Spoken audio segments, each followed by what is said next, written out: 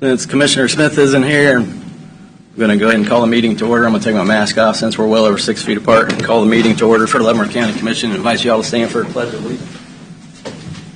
I pledge allegiance to the flag of the United States of America and to the republic for which it stands, one nation, under God, indivisible, with liberty and justice for all. Amen. I asked for y'all to give us a moment of silence. I don't know if you've heard about Jerry Moore. He's an upstanding citizen in our community. A lot of people knew him, passed away this last weekend.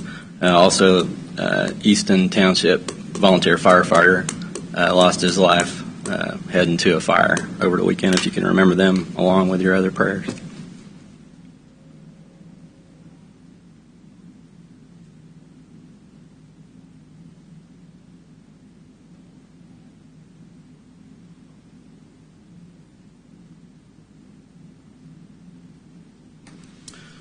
For a roll call, I'll call Commissioner Stephen. Here. Commissioner Shimke. Here. Is Commissioner Kaz available? Here.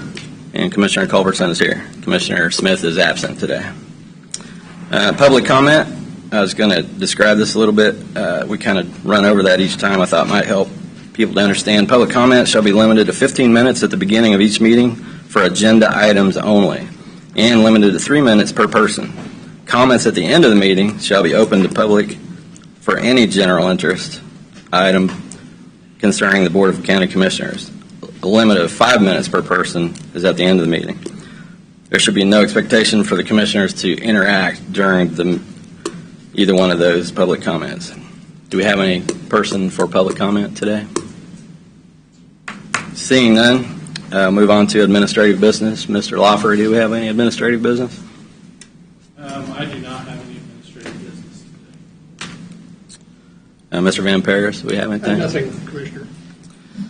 I do have something I think we should follow up on from our last discussion during administrative business last week, dealing with the audit of the Treasurer's Office. There's a few pieces of information I think that weren't quite accurate.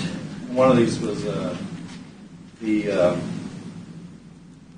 statute does allow, and I'll cite the KSA statute 19507, 19506, and 19506B does allow for the Board of County Commissioners to have authority over the auditing of the Treasurer's Office, or what they call a cash count.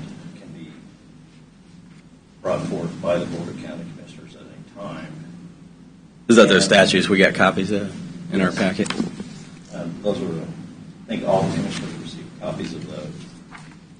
And I do think, bearing in mind that the sheriff did make his request based on a request from the Kansas Department of Revenue, I think it would behoove us to consider moving ahead on that. Yeah, I mean, I would. My conversation with the treasurer even after the meeting was, I think there was some concern about the proposal that was made. The proposal maybe seemed even limited in scope, like there's samplings versus line-by-line transactional reviews. And maybe it's more of a question for Andy, or maybe for Mark to get with Andy is, I don't know how many proposals we received. I know there are some questions about the depth or number of years. I think at the end of the day, reviewing those proposals, but making sure that it does get to that granular level and not, I agree with the treasurer's point, if we were going to do an audit that is no more in depth than the typical audit that we do, it's likely going to end with similar results. So I think everybody discussed being in more favor of making sure that it was a detailed audit, that we can get into those specifics so we can actually, find the wrongdoing that took place. So I don't know what the necessary motion or next step is. I think we left it with maybe the sheriff to get with the treasurer and then to bring us a new proposal. But I'm curious how quickly we can move those along and making sure that we get to the level of detail that is necessary. The sheriff's out of the office this week, but I can definitely reach out and get on his calendar next week to try to meet with him and see what that would entail, if he can get a little more detail from a proposed auditor. and get back with you as soon as possible. But I'm assuming in order for us to make any decisions or vote, we'd need the actual proposal in front of us with the amount not to exceed and the firm identified, right? That's preferred, yes, that you Right. have it. I mean, you could authorize a certain amount, but it would still, an agreement of that size would have to come to the board for approval, Regardless. I would think. I think that right here, we should just have, what I would hope this morning that we'd have consensus of the board that we move ahead with this and that bring that to us as soon as possible.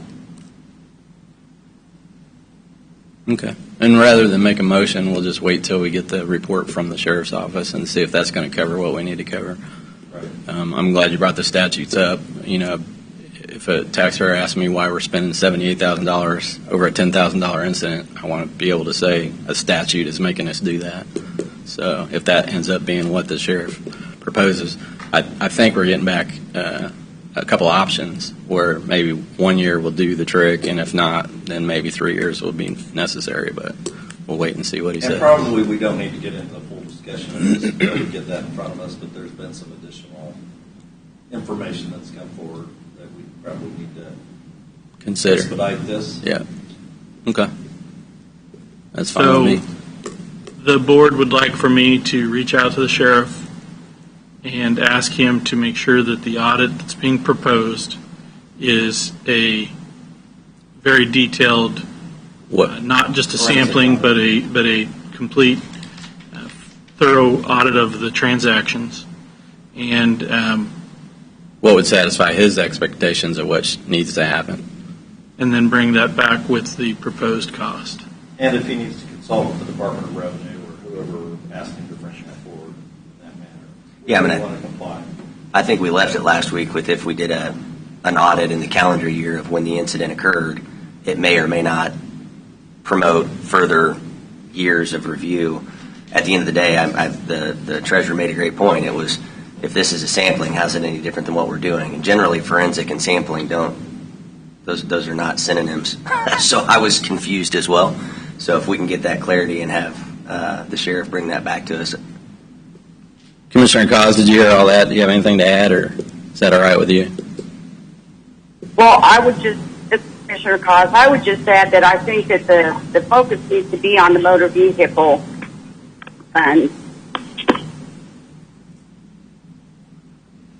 Okay. That's what we'll do.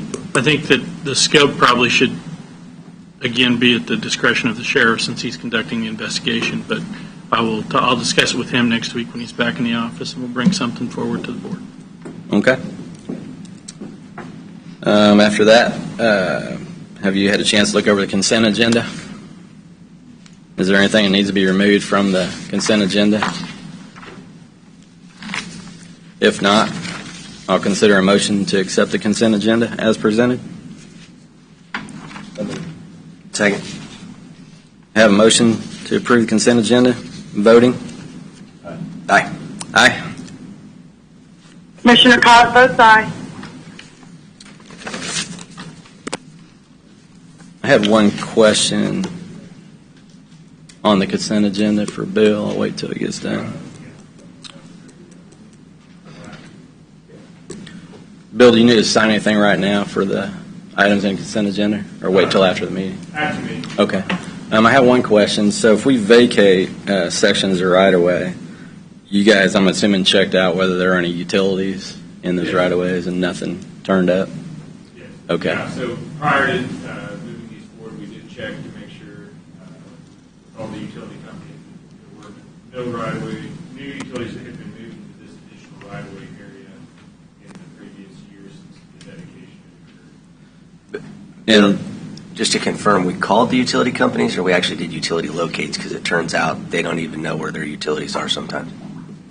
We send them a notice, so it's a written notice that we send to them. It's a form. Right. Utility verification form that we send out to the list of them. we got that returned. And if they don't return a statement saying they've relocated utilities in that area,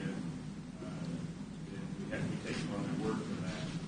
And just to be clear, we're not closing any roads. We're just narrowing right-of-way, right?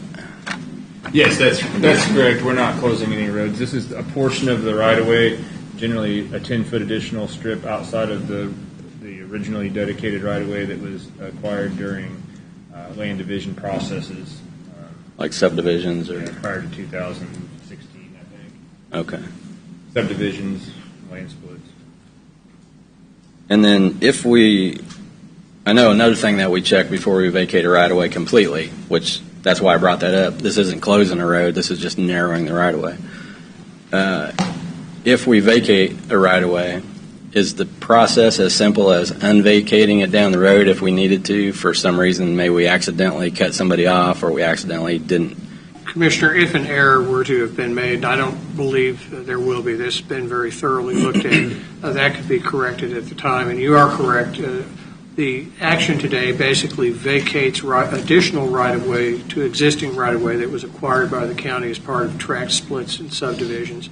It does not close any roads. It does not affect any future plans of the county, and they've been reviewed for those aspects. Okay. And I guess my question is, if we needed to unvacate this, would it be as simple as unvacating, or would it be a new process like buying right-of-way and it would be a new process. condemnation, eminent domain, or whatever was You necessary? cannot unilaterally reacquire it. That's what I was wondering. Can you just unvacate something? Okay. That's what I thought. Okay. Formal board action to consider a motion to approve Resolution 2020-45, the gravel road dust control policy and the dust control request form is the first item for regular session. Bill, you want to? Yeah, Tell us so about that. at last week's meeting, we had a discussion regarding hard surface roadways.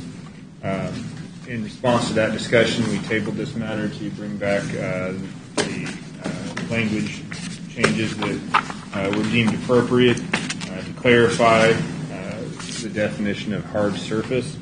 The current policy in the resolution states that hard surface dust control will be considered connected if the roadway ties in on either end of the roadway to an existing hard paved roadway maintained by a city, county, or state. The roadway will be considered non-connected if it connects only to existing gravel roadways.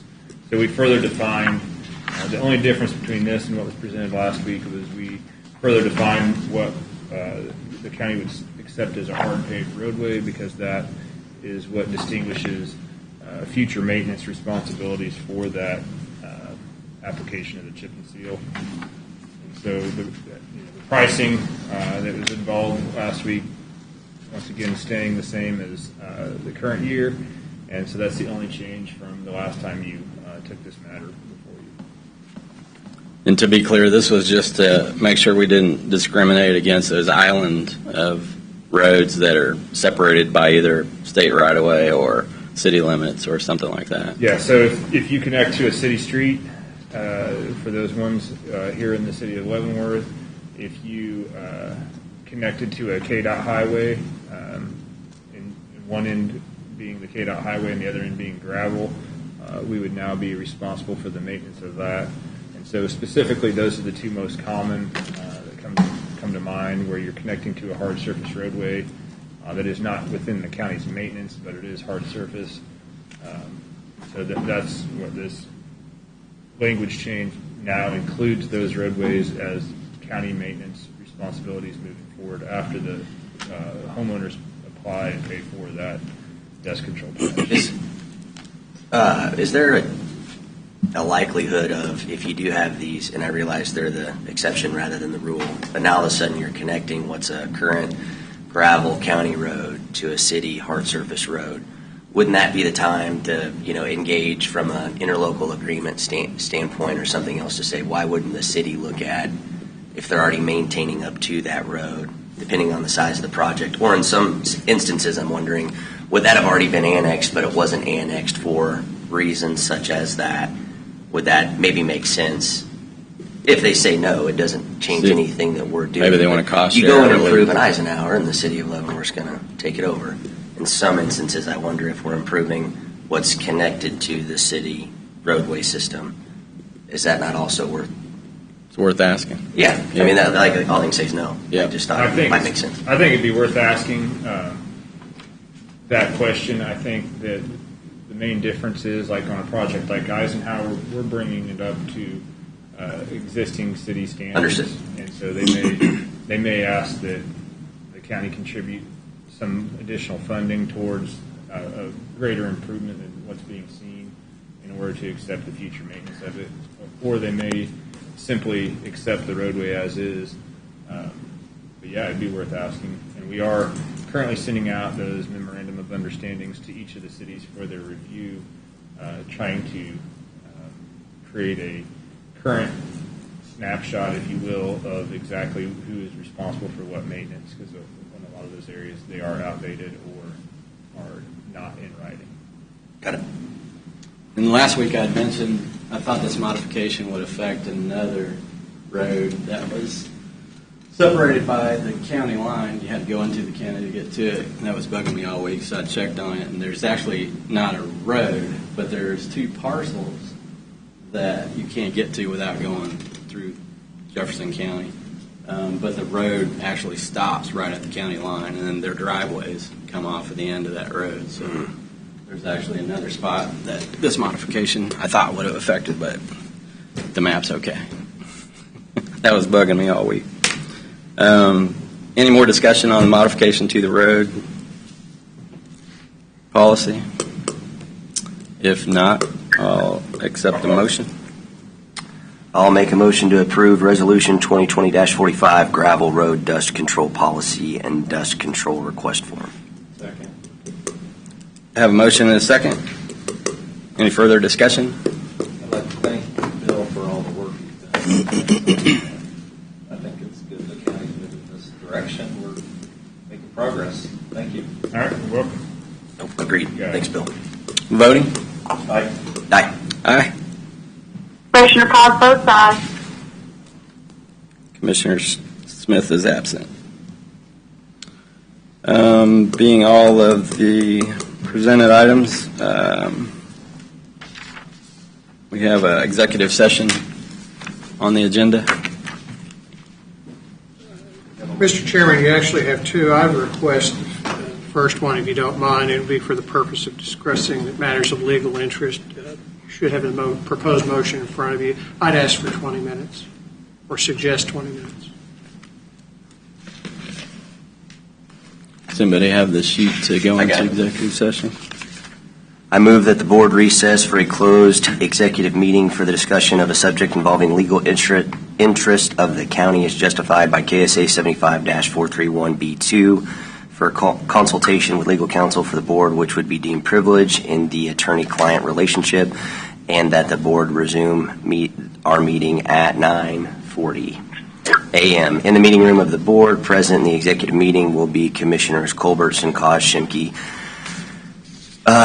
Steedman, Senior County Counselor David Van Paris, and County Administrator Mark Lawford. Second. Have a motion, voting? Aye. Aye. Aye. Commissioner Cos votes aye. Let the record show that we returned to regular session at 9:40. No decisions were made. Subjects was limited to attorney-client privilege. Take it, if you take it to 10. Yeah. All right.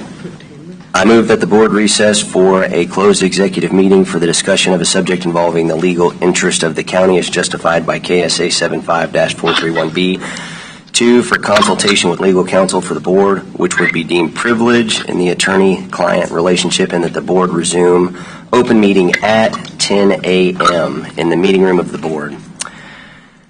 Present in the executive meeting will be Commissioners Culbertson, Koz, Shimke, Steedman, Senior County Counselor David Van Paris, and County Administrator Mark Lawford. Have a second? Have a motion and a second? Voting? Aye. Aye. Aye. Commissioner Cos votes aye. Commissioner Shimke is absent. Smith. Sorry, Smith. Let the record show we returned to regular session at 10 o'clock. No decisions were made. Subjects were limited to attorney-client privilege. We need another executive session. I move that the board recess for a closed executive meeting for the discussion of a subject involving legal interests of the county as justified by KSA 75-431B2 2 for consultation with legal counsel for the board, which will be deemed privilege in the attorney-client relationship, and the board resume open meeting at 10:40 a.m. in the meeting room of the board. Present in the executive meeting will be Commissioners Culbertson, Cos, Shimke, Steben, Sr., County Councilor David Van Paris, and County Administrator Mark Lawfrey. Any discussion? Just kidding. Second. Voting. Aye. Aye. Aye. Commissioner Cos votes aye. And Yes. can I add that didn't Jeff need to, or Commissioner Culbertson need to state that no action was taken in the earlier executive session? Oh, did I forget that part? No actions were taken. Discussion was limited to Discussion was not, yeah, I missed that part. legal interests of the county. But you are doing a fine job as chairman. I like it. We have returned to regular session at 10:40. No decisions were made, no actions taken. Subject was limited to attorney-client privilege. Mr. Chairman, Yes, sir. I'd like to make a motion to authorize the county administrator to engage outside counsel as needed. Second. Have a motion and a second. Any more discussion? Voting. Aye. Aye. Aye. Commissioner Cos votes aye. Commissioner Smith is absent. That's all the executive sessions we need, Dave? Yes. Before adjournment, was there anybody else present for public discussion? I know Mr. Herring wanted to, but I think we I don't believe anybody else signed up. timed him out. Anything else for discussion before we adjourn? Any commissioner would like to bring up? Our CARES Action Committee is going to be meeting this afternoon. Yes.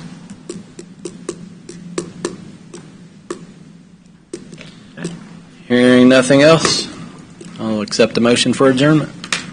So moved. Second. Voting. Aye. Aye. Aye. Commissioner Cos votes aye. Commissioner Smith is absent.